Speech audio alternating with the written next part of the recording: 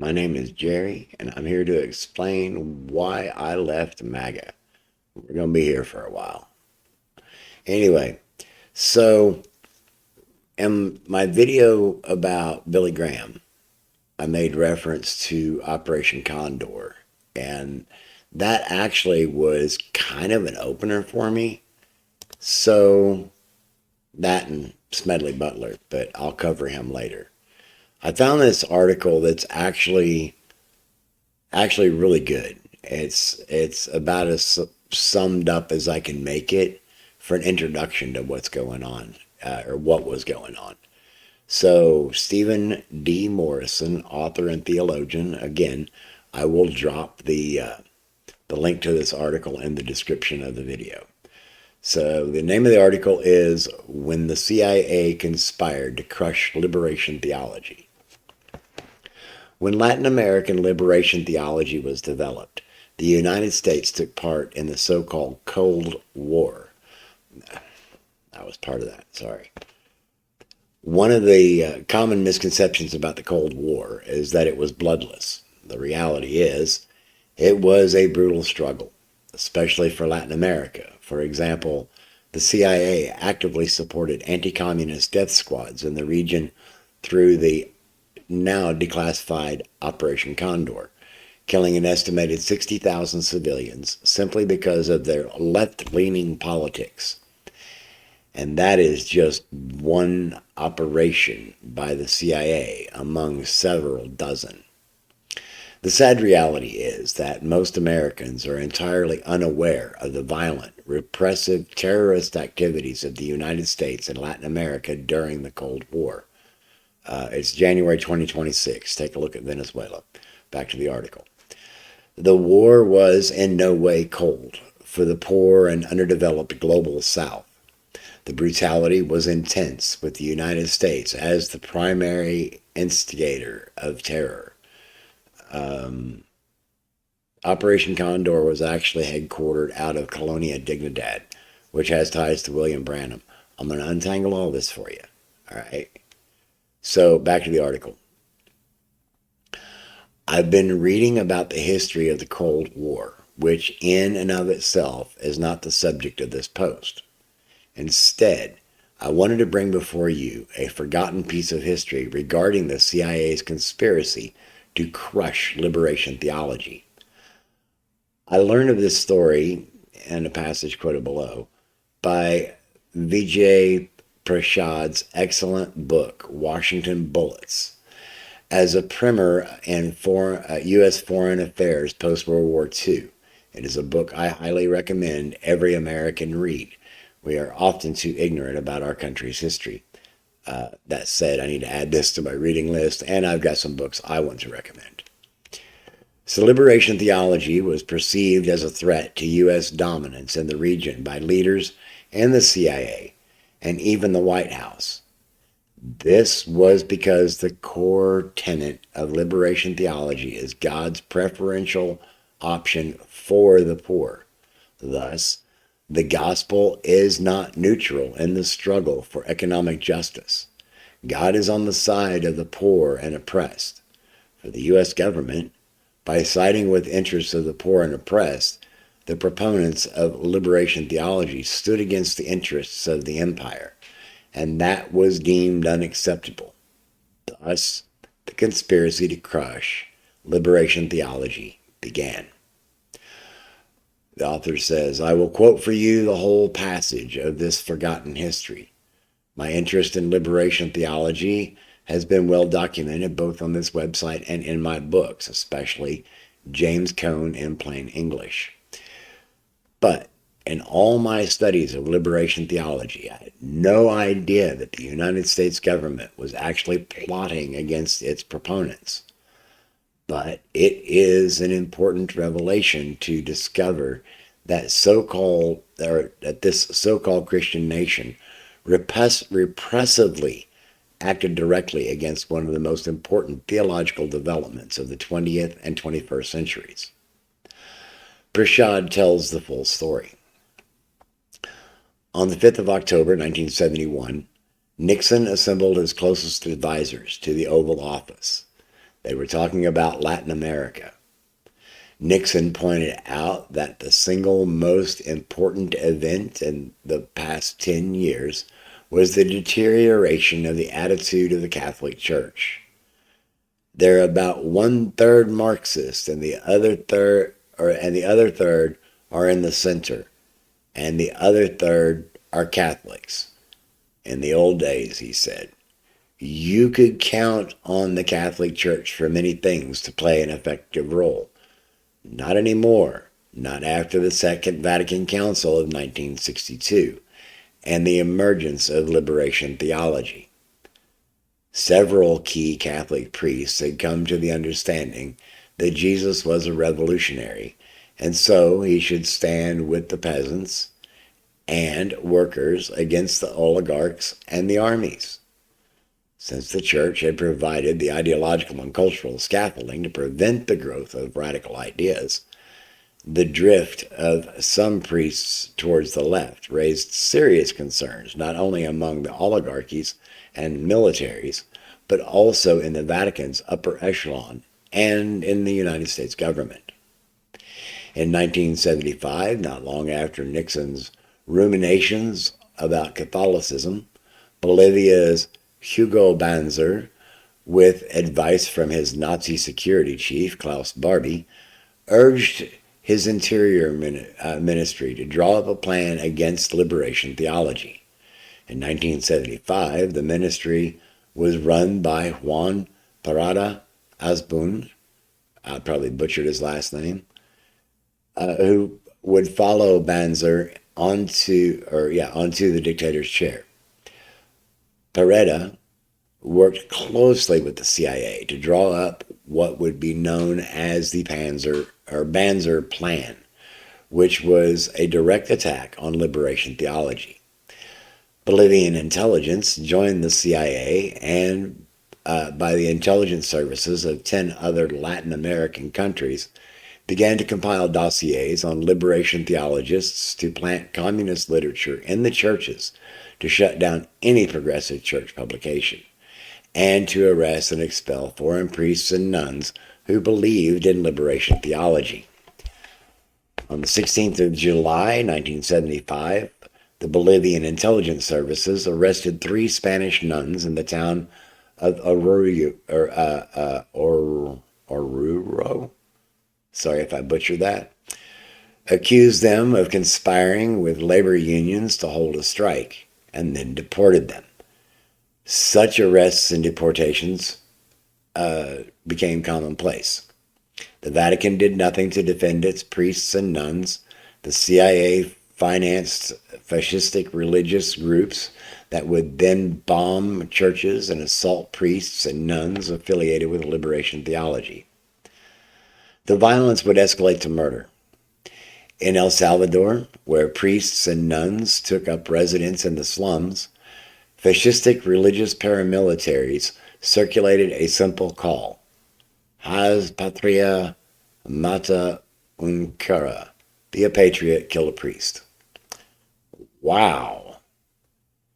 Rutilio Grande, a Jesuit priest, was murdered by the Salvadoran security forces in 1977 in a spat of murders which would culminate in the killing by a far-right death squad of the Archbishop of San Salvador, Oscar Romero, in March of 1980. In December of 1980, 4 nuns from the United States were abducted, raped, murdered, and by members of El Salvador's National Guard. It would not end there. In 1989, 6 Jesuit priests, their housekeeper, and her daughter were brutally unalived by a Salvadoran army battalion that had been trained by the United States. Cardinal Alfonso Lopez Trujillo, as General Secretary of the Latin American Episcopal Conference, would leave his church and go into the forests of Colombia with the paramilitaries. He was known to point out radical priests and nuns who would be executed. Lopez Trujillo would later head the Vatican's campaign against homosexuality. In 1979, he organized a conference of Latin American bishops where John Paul II said that the, quote, idea of Christ as a political figure, a revolutionary, as the subversive of Nazareth, does not tally with the church's catechesis, end quote. I don't know Catholic. Within a decade, Nixon's worries about liberation theology morphed into two documents prepared for Ronald Reagan's administration. The main point was that the United States must protect, quote, the independent nations of Latin America from communist conquest, end quote, and, quote, preserve the Hispanic American culture from the sterilized communist conquest, end quote.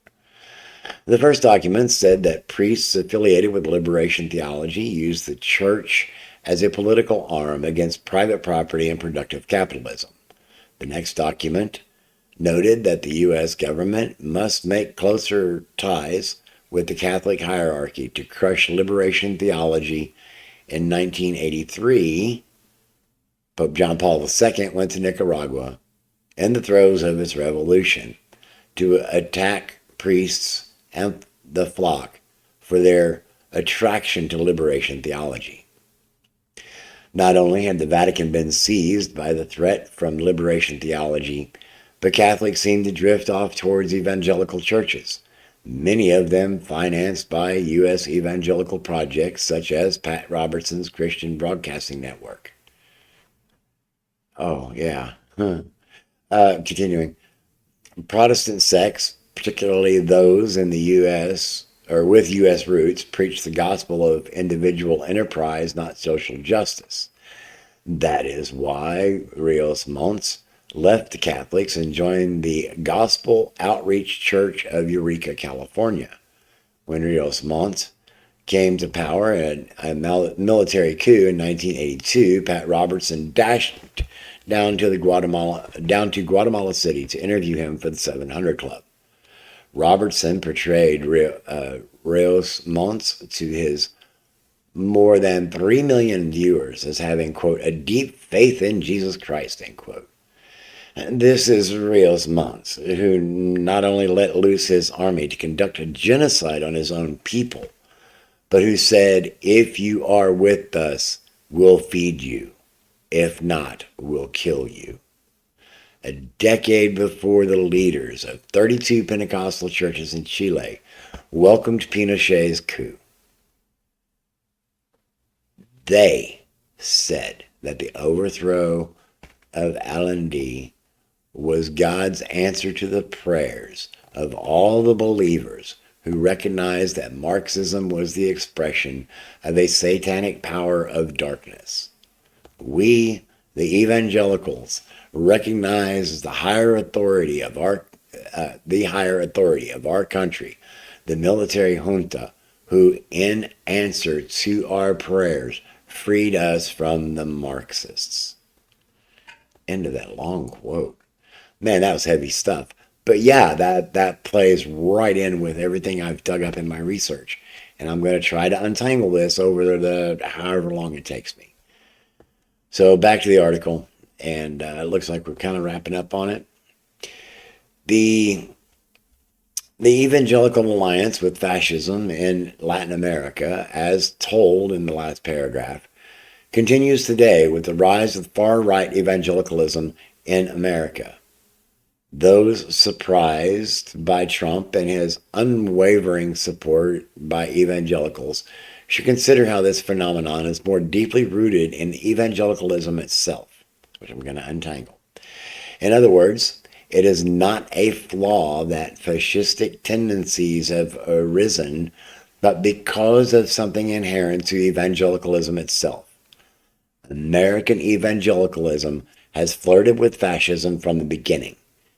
As James Cone has shown in his powerful body of work, the complicity of the white church in racism in America is deeply rooted in our theology. Racism is a theological problem that must bear fruit in social justice and political change. Theology without praxis is an empty language game.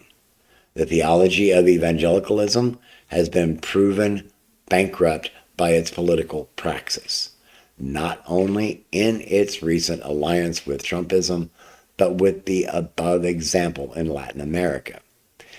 That is why I think liberation theology is one of the most important theological developments in recent memory.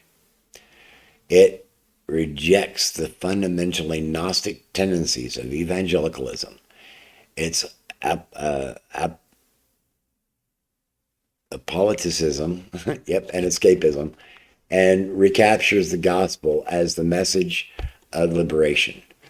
Good news to the poor, i.e., as the message Jesus proclaimed in Luke 4. What good is our gospel? It is concerned only with the eternal soul without caring for the material and bodily needs of actual human beings. It is opium and a delusion. Thy kingdom come, thy will be done on earth as it is in heaven. That is our prayer.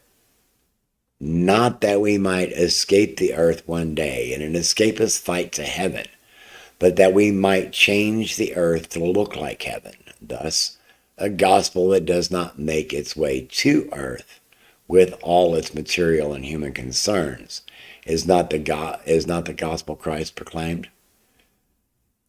The story recounted here offers a helpful contextualization of liberation theology and its importance.